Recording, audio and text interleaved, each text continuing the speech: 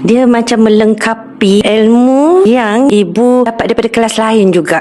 Itu yang connecting the dot tu memang hari ni apa yang saya belajar daripada Coach Remy adalah berkenaan bagaimana kita nak susun balik kita punya gerak kerja, tim, dan juga bagaimana kita nak betulkan balik kita punya mindset lah. So sebagai seorang doktor entrepreneur, bukanlah sekadar hanya tengok patient, kita kena tahu juga COGS, cost utility. Alhamdulillah, apa yang saya dapat hari ini sangat mind blowing sebenarnya. Untuk hari ini saja, apa yang Coach ajar tidak ada dalam mana-mana kelas yang saya pernah pergi sebelum ni lah. Sangat berbaloi lah. Alhamdulillah. Jujur ibu cakap, sebab ibu dah 12 tahun dalam bisnes, banyak sekali join kelas bisnes, kelas marketing, kelas coaching. Yang kali ni ibu datang, ibu rasa sangat memberi satu kelainan. Penyampaian yang diberi tu bagi ibu telah memberi jawapan sebenarnya pada soalan yang ibu cari selama ni. Saya join kursus ni, my expectation tu hanya sekadar untuk hadir lah. Bila jumpa Tuan Remy tu, kita rasa macam nak stay lagi.